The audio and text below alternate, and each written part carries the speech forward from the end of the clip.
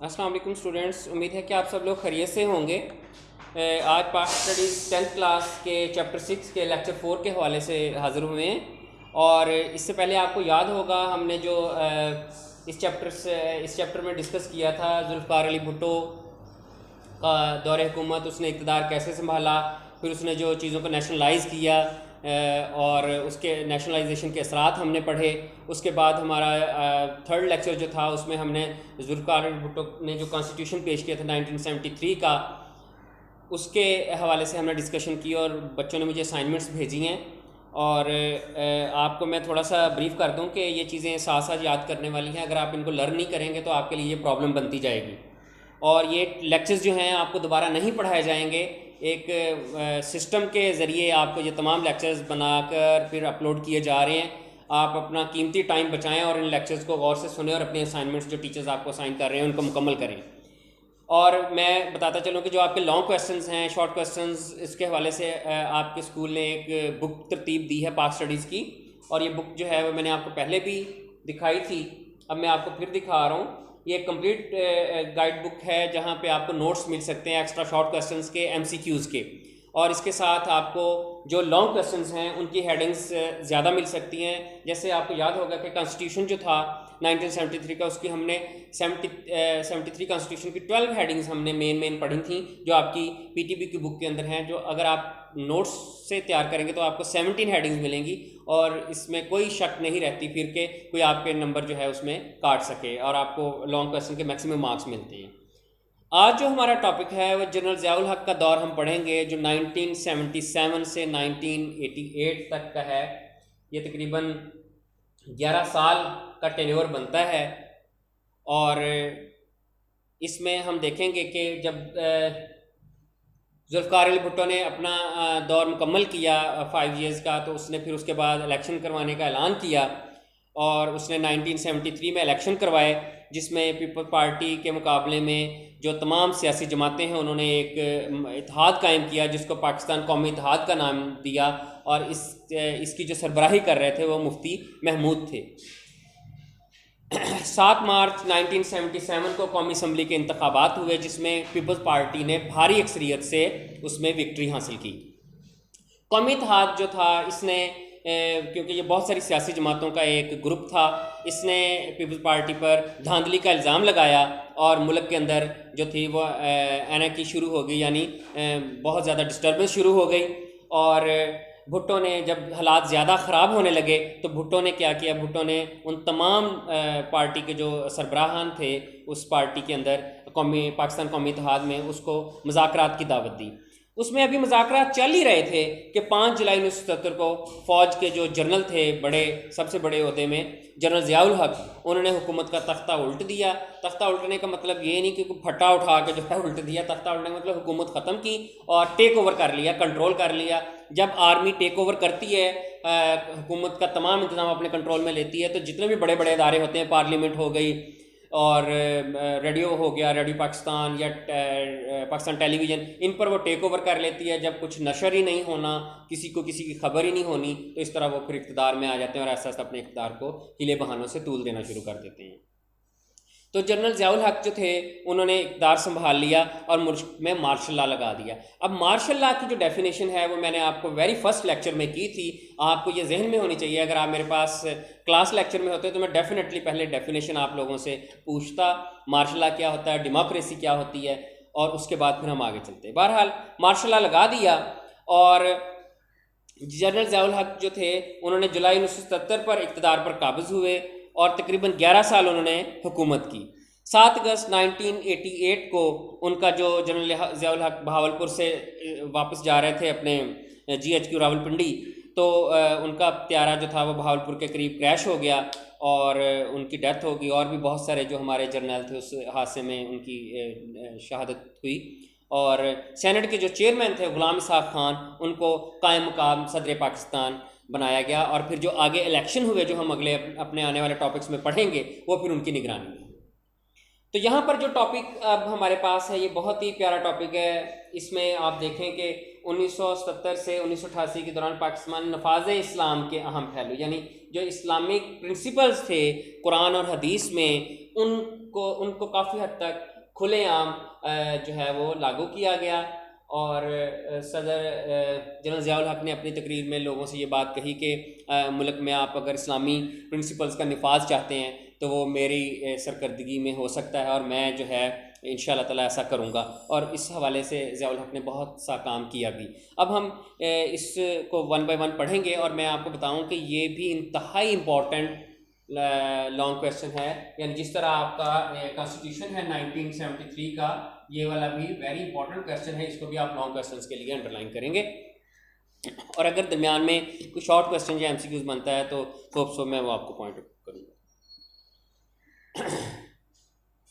سب سے پہلا جو کام تھا وہ شرعی عدالتوں کا قیام۔ 10 فروری 1979 انڈر لائن کر لیں MCQs کے لیے، کو ایک آرڈیننس کے ذریعے تمام ہائی کورٹس میں شریعت بینچ قائم کر دیے گئے۔ ان میں علماء کو بطور جج شامل کیا گیا۔ 1980 میں شریعت بینچوں کی بجائے وفاقی شرعی عدالت قائم کی گئی۔ شریعت بینچ کیا ہوتا ہے؟ کچھ ججز کا ایک گروپ ہوتا ہے جو کورٹس میں بیٹھتا ہے، سنتا ہے مقدمات کو، اس کو ایک بینچ بولتے ہیں، جو متحد عدالتوں کے فیصلوں کے خلاف اپیل سنتی اور اسلام کی تشریح کرتی تھی۔ وفاقی شرعی عدالت کے فیصلوں کے خلاف اپیل کی سماعت سپریم کورٹ کا بینچ کرتا ہے۔ شرعی حدود کا نفاذ۔ 1979 میں حکومت نے شرعی حدود کا آرڈیننس نافذ کیا، جس کے مطابق چوری، شراب نوشی، زنا اور دوسرے جرائم پر شرعی سزائیں دینے کے احکامات جاری کیے گئے۔ شرعی حدود کہتے ہیں حد کو حد قائم کرنا، یعنی اگر کوئی آپ ایسا غیر اخلاقی کام کرتے ہیں جو اسلام کی تعلیمات کے اگینسٹ ہو، تو اس میں جو اسلام نے سزا مقرر کی ہے اس کے مطابق آپ کا جو ہے وہ سزا آپ کو دی جائے گی۔ جیسے چوری ہے، چوری کا اسلام میں ہے کہ اگر ایک چور ہو اور اس کا آپ چوری کرتے ہوئے پکڑا جائے تو اس کا آپ دائیں ہاتھ کاٹ دیں۔ اسی طرح شراب نوشی کی جو سزا ہے زنا کی اور دوسرے جرائم کی، ٹھیک ہے۔ زکوٰۃ و عشر کا نظام۔ زکوٰۃ کیا ہوتی ہے آپ بخوبی واقف ہیں، مسلمان ہونے کی حیثیت سے، اسلامک اسٹڈیز کے اسٹوڈنٹس ہونے کی حیثیت سے بھی آپ پڑھتے ہیں کہ مسلمان کا جو جمع شدہ مال ہے اس پر ایک خاص نصاب ہوتا ہے 2.5%، جس کے تحت آپ کی جو زکوٰۃ جو ہے وہ ایک مکمل نصاب سے کٹتی ہے اور غریب غربا میں تقسیم ہوتی ہے۔ اور عشر جو ہوتا ہے وہ بھی اسی طرح کی ایک قسم ہے جو آپ فصلوں کی پیداوار پر دیتے ہیں، جو کہ تقریباً 10% کے قریب ہوتی ہے۔ اس نظام کے مطابق صاحب نصاب مسلمانوں سے ہر سال بینکوں میں جمع شدہ رقوم کی بنیاد پر یکم رمضان کو 2.5% زکوٰۃ وصول کی جاتی تھی۔ یعنی یہ وہ زکوٰۃ تھی جو بینکوں میں جمع شدہ رقم ہوتی تھی ان پر کاٹی جاتی تھی۔ زکوٰۃ کی یہ رقم زکوٰۃ کونسلیں بنائی گئیں، زکوٰۃ کونسلوں کے ذریعے مستحقین غربا وغیرہ میں تقسیم کی جاتی۔ سالانہ زرعی پیداوار کے مخصوص حد کا 10% عشر وصول کیا جاتا ہے، جس کی وصولی کا کام عملی طور پر 1983 میں شروع ہوا۔ اس کو بھی انڈر لائن کر لیں آپ۔ سود کا خاتمہ۔ 1 جنوری 1981 سے سود سے نجات حاصل کرنے کے لیے نفع نقصان کی بنیاد پر کھاتے کھولے گئے، اور 1 جولائی 1984 سے تمام سیونگ اکاؤنٹس کو PLS کھاتوں میں تبدیل کر دیا گیا۔ یہ جو 1 جنوری 1981 کی بات ہو رہی ہے، اس میں آپ نفع نقصان کی بنیاد پر کھاتے کھول گئے۔ اس سے پہلے جو اکاؤنٹس چلتے تھے بینکس کے اندر وہ یہ تھا کہ آپ رقم جمع کرواتے ہیں اور اس کے اوپر آپ جو ہے مقررہ فکسڈ حد میں پروفٹ لیتے تھے۔ تو ان کھاتوں کو ختم کر کے جو ہے نفع نقصان کی بنیاد پر جو کھاتے کھولے گئے ان کو PLS کھاتوں کا نام دیا گیا، یعنی اکاؤنٹس کا نام دیا گیا۔ اس میں یہ ہوتا تھا کہ اگر بینک پروفٹ میں ہے تو آپ کو اس کی پرسنٹیج پروفٹ کی ملے گی، اگر لاس میں جاتا ہے تو لاس میں ملتی تھی۔ اسلامیات اور مطالعہ پاکستان کی لازمی تعلیم۔ پاکستان کے تمام تعلیمی اداروں میں BA تک اسلامیات اور مطالعہ پاکستانی تعلیم لازمی قرار دے دی گئی۔ اب تک بھی ایسا ہی ہو رہا ہے۔ یہ قدم تعلیمی نظام کے اسلام سے ہم آہنگ کرنے کے لیے اٹھایا گیا تاکہ بچے جو ہیں وہ گریجویشن تک پڑھیں اور اسلامیات اور مطالعہ پاکستان کی تاریخ ان کو پتہ چل سکے اور اسلام کے بارے میں وہ جان سکیں۔ نماز کا اہتمام۔ اسکولوں، کالجوں اور سرکاری دفاتر میں ظہر کی نماز کا اہتمام کیا گیا۔ لوگوں کو نماز کی طرف راغب کرنے کے لیے صلاۃ یعنی نماز کمیٹیاں بنائی گئی۔ اب یہ ایک بڑا انٹرسٹنگ سا پوائنٹ ہے۔ جب میں خود اسٹوڈنٹ تھا تو مجھے یاد ہے کہ ہماری جو بریک ہوتی تھی وہ کافی لمبی ہوتی تھی، 45 منٹس کی بریک ہوتی تھی، جس میں 15 منٹ ہمیں نماز کے لیے بھی دیے جاتے تھے، اور اسکولز جو تھے گورنمنٹ اسکولز ان میں ایک وضو کرنے کے لیے باقاعدہ اہتمام کیا جاتا۔ احترام رمضان آرڈیننس۔ یہ آرڈیننس کیا تھا اس میں بتایا گیا تھا کہ اگر کوئی احترام نہیں کرتا رمضان کا، کھلے عام کھاتا پیتا، تو اس کو سزا دی جائے گی۔ اب دیکھیں یہاں پر لکھا ہوا ہے کہ نہ کرنے والے کو، احترام نہ کرنے والے کو 3 ماہ قید اور 500 روپے جرمانہ کی سزا دی جا سکتی ہے۔ اس سلسلے میں احترام رمضان آرڈیننس جاری کیا گیا۔ نیکسٹ آپ کا پوائنٹ جو بنتا ہے وہ ہے دینی مدارس۔ زیادہ دور میں دینی مدارس کی سرپرستی کی گئی اور ان کو سالانہ امداد دی جاتی تھی۔ ان اداروں کے اسناد کو MA کے برابر درجہ دیا جاتا تھا۔ یہ انتہائی امپورٹنٹ پوائنٹ ہے۔ اس دور میں جب ضیاء الحق آیا تو اس دور میں جو افغانستان تھا اس میں رشین فورسز جو تھی وہ انٹر ہو گئی تھی۔ ہم اگلے ٹاپک میں تھوڑا سا انٹروڈکشن اس کا بھی پڑھیں گے۔ رشین فورسز جب شروع آئیں تو امریکہ کیونکہ پاکستان کا ساتھ ریلیشنز میں تھا، تو امریکہ نہیں چاہتا تھا کہ رشیا جو ہے وہ پاور میں آئے اور اس علاقے کا کنٹرول اس کے ہاتھ میں آئے، تو پاکستانی خفیہ ایجنسیز کے ذریعے اور مجاہدین کے ذریعے انہوں نے وہاں پر جہاد شروع کروایا، اور اسی دور میں مدرساز کو اور ان کے اسٹوڈنٹس کو بڑی جو امپورٹنس دی جاتی تھی، ان کے لیے امراءات تھیں، وظائف تھے، اور اسی طرح ان کی ڈگریز کو جو ہے MA کے لیول کے برابر کیا گیا، کیونکہ وہیں سے جو بچے تھے ان کو مجاہدین ایز اے مجاہدین ٹرینڈ کیا جاتا تھا۔ وقت ہمیشہ ایک جیسا نہیں رہتا۔ اب آج کل آپ بیانات سنتے ہوں گے جو مدرسہ ان چیزوں کے خلاف ہے، لیکن یہ ہے کہ جو چیز نیچر کے اگینسٹ ہوتی ہے اس کے آفٹر افیکٹس دیکھنے پڑتے ہیں، چاہے وہ پازیٹیو سینس میں ہو چاہے وہ نیگیٹو سینس میں ہو۔ عربی کی لازمی تعلیم اسکول میں جماعت ششم 6 کلاس کو کہتے ہیں سے جماعت ہشتم تک یعنی 8ویں کلاس تک عربی زبان کی تعلیم لازمی دی گئی۔ جب ہم اسٹوڈنٹس تھے تو ہم نے بھی 6 سے 8 تک عربک لینگویج جو تھی وہ پڑھی تھی، اور مجھے عربک مشکل لگتی تھی کیونکہ وہ عربک ہٹ کر ہوتی ہے ایوری ڈے یوز میں، فکرے اور اس کی جو ہیں وہ گردانے جیسے آپ انگلش میں بھی کرتے ہیں اور اردو میں بھی کرتے ہیں، ایسے عربک کی بھی کرنی پڑتی تھی، وہ ذرا میرے لیے مشکل ہوتی تھی۔ امید ہے کہ آپ لوگ اب پڑھتے ہیں عربک تو آپ کے لیے تو آسان ہے۔ اس کے بعد بین الاقوامی اسلامی یونیورسٹی کا قیام اسلامی قانون کے ہر پہلو پر تحقیق کرنے کے لیے 1981 سے اسلام آباد میں بین الاقوامی اسلامی یونیورسٹی نے کام شروع کیا۔ انٹرنیشنل اسلامک یونیورسٹی اسلام آباد میں اب بھی بڑے کامیاب طریقے سے چل رہی ہے۔ شریعت فیکلٹی کا قیام، یہ ہمارا نیکسٹ ٹاپک ہے، نیکسٹ ہیڈنگ ہے۔ اسلام آباد کی قائد اعظم یونیورسٹی میں شریعت فیکلٹی قائم کی گئی، جہاں قرآن مجید، سنت نبوی اور فقہ پر مبنی قانون کی تدریس کا بندوبست کیا گیا، یعنی قرآن اور احادیث کے حوالے سے جتنا بھی مواد ہمیں ملا اس کے اوپر تحقیق کی جاتی تھی، اور ایون کہ اب تو بہت سارے شعباز ایسے ہیں جہاں پر PhD بھی کروائی جاتی ہے۔ جی اسٹوڈنٹس، تو یہاں تک ہمارا ایک ٹاپک ختم ہو جاتا ہے، اور میں نے آپ کو بتایا ہے کہ یہ ویری امپورٹنٹ کویسچنز ہے، اس کو آپ نشان لگا لیں۔ اس میں کوئی اتنا خاص شارٹ کویسچن نہیں بنتا۔ اب ہم تھوڑا سا آگے چلتے ہیں اور اس میں دیکھتے ہیں کہ کیسے کون سا ٹاپک ہے۔ محمد خان جنیجو کا دور حکومت۔ محمد خان جنیجو کا دور حکومت 1985 اور 1988 کے درمیان 3 سال کا تقریباً۔ اب آپ میں سے کئی لوگوں نے ان پرسنالٹی کا نام نہیں سنا ہوگا، لیکن یہ بڑے ڈیسنٹ قسم کے ہمارے اور بڑے ہارڈ ورکر قسم کے وزیر اعظم رہے ہیں زیادہ دور میں۔ اچھا، اب یہاں پر میں نے آپ کو شروع میں جب ہم نے کانسٹیٹیوشن 1973 کا پڑھا تھا تو میں نے آپ کو بتایا تھا کہ ایک پارلیمنی کانسٹیٹیوشن ہوتا ہے اور ایک اس میں ڈیموکریٹک کانسٹیٹیوشن ہوتا ہے، جس میں آل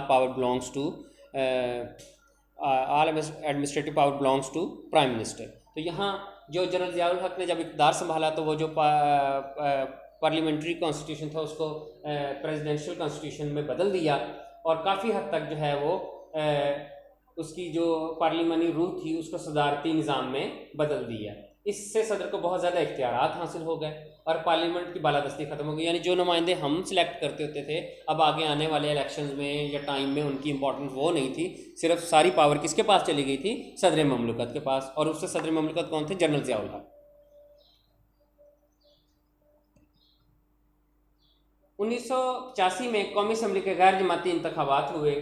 23 مارچ 1985 کو قومی اسمبلی کا پہلا اجلاس ہو۔ غیر جماعتی انتخابات سے مراد یہ ہے کہ اب تو ہم دیکھتے ہیں نا کہ پیپلز پارٹی ہے، مسلم لیگ ہے، تحریک انصاف، اور یہ پارٹی کی بنیاد پر الیکشن ہوئے۔ اس وقت جو الیکشن ہوئے اس وقت کوئی پراپر پارٹی تو تھی نہیں، تو نان پارٹی بیس پر الیکشنز ہوئے، اور بہت سارے لوگ جو جیتے اس الیکشنز کو، کوئی کسی پارٹی کا تھا کوئی کسی پارٹی کا، لیکن وہ پارٹی کی ٹکٹ پر نہیں بلکہ آزاد لڑے اور وہ سلیکٹ ہو کر ہماری نیشنل اسمبلی میں آ گئے۔ اب جب انتخابات ہوئے تو 23 مارچ 85 کو قومی اسمبلی کا پہلا اجلاس ہوا. اس اجلاس میں جنرل ضیاء نے آئندہ 5 سال کے لیے صدر کی حیثیت سے حلف اٹھایا. اب وہ جو ممبر سلیکٹ ہو کر آئے تھے ان سے ہی ووٹ لے کر جنرل صاحب جو تھے وہ پھر صدر مملکت کے عہدے پر فائز ہو گئے اور اگلے 5 سال کے لیے انہوں نے حلف بھی لے لیا. اس کے بعد محمد خان جنوبی نے وزیر اعظم کے عہدے کا حلف اٹھایا. اب انہی ممبران جو سلیکٹ ہو کر آئے تھے ان میں سے ایک معزز پرسنالٹی محمد خان جنوبی جو تھے ان کو کھڑا کر دیا گیا جی کہ آپ ایز اے وزیر اعظم کھڑے ہو جائیں, اور باقی تمام ممبران سے ووٹ دلوا دیا گیا ان کو. وہ as a prime minister general Zia الحق جو کہ پریزیڈنٹ بن چکے تھے ان کے ساتھ آ گئے. محمد خان جنوبی کے دور کے اہم واقعہ درج ذیل ہے. اب جب وہ پرائم منسٹر بنے تو اس دور میں جو اہم واقعات ہوئے ان کے بارے میں ہم تھوڑا سا پڑھ لیتے ہیں. مارشل لا اٹھانے کی قراردادیں. اب ظاہر ہے جب ملک کا نظام تھوڑا سا ایسے ڈیموکریٹک ٹائپ ہو گیا کہ سلیکٹ ہو کر لوگ آ گئے ہیں, پریزیڈنٹ نامینیٹ ہو گیا, سلیکٹ ہو کر لوگ آ گئے, پرائم منسٹر نامینیٹ ہو گیا, تو پھر مارشل لا مزید کنٹینیو کرنے کا کوئی تک نہیں بنتا تھا. تو دوبارہ قرارداد پیش کی گئی کہ جی مارشل لا ملک سے اٹھا لیتے ہیں, مارشل لا ختم کرتے ہیں اور ڈیموکریٹک سسٹم کو چلاتے ہیں آگے. 1985 میں جنرل ضیاء الحق کہ مارشل لا کو 8 برس ہو چکے تھے. محمد خان جنوبی نے وزیر اعظم کا عہدہ سنبھالنے کے بعد کہا کہ مارشل لا کو ختم ہو جانا چاہیے. چنانچہ مارشل لا اٹھانے کی قراردادیں سینٹ, قومی اسمبلی اور صوبائی اسمبلیوں نے پاس کی. اس طرح 30 دسمبر انڈر لائن 30 دسمبر 1985 کو مارشل لا اٹھانے کا اعلان کر دیا گیا. کلیئر ہوگی بات. آگے محمد خان جنوبی بطور صدر مسلم لیگ. اب جو پارٹی ممبران جو سلیکٹ ہوئے تھے اس دور میں 1985 کے میں جو سلیکٹ ہو کر آئے تھے نیشنل اسمبلی میں, اب اس کو ایک پارٹی کا نام دیا گیا کہ جی یہ مسلم لیگ پارٹی ہے. اور محمد خان جنوبی جو کیونکہ وزیر اعظم بنا دیے گئے تھے ان کو کہہ دیا گیا جی کہ یہ اس پارٹی کے صدر ہیں. پارٹی کے صدر, ملک کے نہیں, پارٹی کے صدر, اور ملک کے وہ وزیر اعظم تھے. ٹھیک ہو گیا. قومی اسمبلی کے غیر جماعتی ارکان کو کسی نظم و ضبط کا پابند بنانے کے لیے ایک سرکاری پارلیمانی گروپ تشکیل دیا گیا. جنوری 1986 میں اس پارلیمانی گروپ کو پاکستان مسلم لیگ کا نام دے دیا گیا. کلیئر ہوگی بات بیٹا. محمد خان جنوبی کو اس کا صدر منتخب کیا گیا جنہوں نے مسلم لیگ کو ملک بھر میں پھیلانے کا سلسلہ شروع کر دیا. صوبائی وزرائے اعلیٰ مسلم لیگ کے صوبائی صدر بن گئے اور اس کے دفاتر ملک میں جگہ جگہ کھول دیے گئے. مسلم لیگ کو ایک منظم سیاسی جماعت بنانے کے لیے نچلی سطح پر پرائمری مسلم لیگ کے نام سے ممبر سازی کی گئی. کلیئر ہوگی بات. یعنی نیشنل اسمبلی سے چلنے والی پارٹی ضلعی اور پھر نیچے ممبر سازی چھوٹے چھوٹے علاقوں میں بھی اس کے دفاتر اور وہ کھول دیے گئے تاکہ ایک منظم جماعت اس کو بنایا جا سکے. آپ کو یاد ہوگا جب ایسا ہوا تھا تو آپ کے پنجاب کے, آپ اس وقت پیدا نہیں ہوئے ہوں گے, پنجاب کے وزیر اعلیٰ جو تھے وہ میاں محمد نواز شریف تھے جو کہ اب آپ کے 3 دفعہ پرائم منسٹر رہ چکے ہیں. تو بعد میں آنے والے الیکشن میں میاں محمد نواز شریف ایک بھرپور سیاسی طاقت بن کر ابھرے اور انہوں نے ایز اے صدر مسلم لیگ الیکشنز لڑے اور پھر 3 دفعہ وہ وزیر اعظم منتخب ہوئے. غیر ملکی دور. دنیا کے کئی ممالک نے پاکستان سے مارشل لا کے خاتمے اور جمہوریت کی بحالی کو خوشان آئند قرار دیا. وزیر اعظم محمد خان جنوبی نے 1986 میں ترکی, جرمنی اور امریکہ کے کامیاب دورے کیے. ان دوروں میں باہمی دلچسپی کے امور پر بات چیت ہوئی اور مختلف معاہدات ہوئے تجارت کے اور اسی طرح دوسرے. محمد خان جنوبی حکومت کے ترقیاتی پروگرام. وزیر اعظم محمد خان جنوبی کی شرافت, دیانتداری اور عوامی خدمت کی عوام نے بہت پسند کیا. 7 مرحلہ ہاؤسنگ اسکیم, 5 نکاتی ترقیاتی پروگرام, تعلیمی شرح میں اضافے کے منصوبے اور ملک کے اجتماعی ترقی کے لیے انہوں نے بھرپور کردار ادا کیا. یہ جو پوائنٹ ہے ثانیہ اوجڑی کیمپ, یہ شارٹ کوسچن میں بن سکتا ہے, اس کو آپ ایس کیو بنائیں. شارٹ کوسچن میں یہ بن سکتا ہے. یہ راولپنڈی کے پاس ایک مقام ہے اوجڑی, اس جگہ پر پاکستان کا جو اسلحے کا ایک بہت بڑا سٹور ہاؤس تھا جس کو ڈپو بولتے ہیں اردو میں. وہاں پر اچانک آگ بڑھک اٹھی, بامبنگ شروع ہوگی. وہ جو میزائلز اور بامز وہاں پڑے ہوئے تھے وہ ایسے چلنے لگ گئے جیسے وہ پنجابی زبان میں کہتے ہیں شرلیاں پٹاخے چلنا. تو بہت زیادہ جو تھا اس سے اموات ہوئیں اور بڑا کام خراب ہو گیا. اس وقت پاکستان کے دونوں جو سربراہ تھے, صدر بھی ضیاء الحق اور وزیر اعظم بھی, وہ ملکی دوروں پر تھے, غیر ملکی دوروں پر تھے اور بڑا پرابلم شروع ہوگی. پھر وہ واپس آئے, انکوائری رپورٹ بنی اور اس طرح کے وہاں سے پھر آپ تھوڑا سا ذرا دیکھیں گے کہ ٹوئسٹ آیا ہے دوبارہ کہ جنیجو اور ضیاء الحق صاحب کے اختلافات تھوڑے شروع ہو گئے. اب اس کو ہم پڑھتے ہیں پوائنٹ کو, پھر کلیئر ہو جائے گا.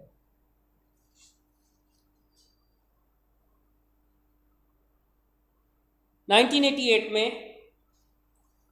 راولپنڈی اور اسلام آباد کے درمیان واقع ایک اسلحہ ڈپو میں اچانک آگ بھڑک اٹھی. اس سانحے میں کئی شہری ہلاک ہوئے. 1 ہفتے کی سخت دوڑ دھوپ کے بعد آگ پر قابو پا لیا گیا.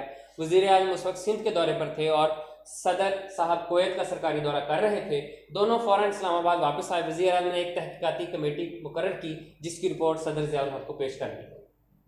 جنرل وزارت کی برطرفی.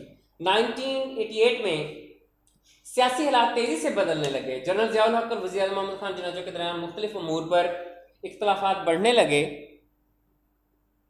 29 مئی 1988 کو غیر ملکی دورے سے اسلام آباد واپسی پر وزیر اعظم نے ایئرپورٹ پر پریس کانفرنس سے خطاب کیا اور اخبار نویسوں کے سوالات کے جوابات دیے. اسی دن مغرب کے وقت صدر مملکت جنرل ضیاء الحق نے آرمی ہاؤس میں ایک پریس کانفرنس کی. انہوں نے جنوجو وزارت کی برطرفی اور تمام اسمبلیاں توڑنے کا اعلان کیا. اس طرح محمد خان جنوجو کا 3 سالہ دور وزارت ختم ہو گیا. تو یہاں تک ہمارا یہ دوسرا ٹاپک ہو جاتا ہے. ہمارا جو نیچے اس کے نیچے جو ٹاپک ہے جہاد افغانستان مہاجرین کا مسئلہ پاکستان معاشرے اس کے ساتھ، یہ اسی سے انٹرلنک ہے لیکن یہ ہم اپنے نیکسٹ لیکچر میں پڑھیں گے. تو یہاں تک بیٹا 2 امپورٹنٹ کویسچن آپ نے دیکھے. جو فرسٹ کویسچن ہم نے پڑھا تھا اسلامائزیشن والا وہ امپورٹنٹ لانگ بنتا ہے، یہ لانگ امپورٹنٹ نہیں ہے اتنا، لیکن اس میں جو 2 شارٹ کویسچن میں نے بنائے اس کو آپ ساتھ لرن کریں گے اسی لانگ کویسچنس کے ساتھ. تو آج کا یہ لیکچر یہاں تک ختم کرتے ہیں. اور آپ نے جو کویسچن آپ کا ہے ڈائری وہ آپ کی یہی ہے، ڈائری سیم کویسچن جو میں نے پڑھایا ہے، لرن پلس آر. تو انشاءاللہ اگلے نیکسٹ لیکچر کے ساتھ پھر حاضر ہوں گے، پھر آگے ڈسکس کریں گے. بہت بہت شکریہ. اللہ حافظ.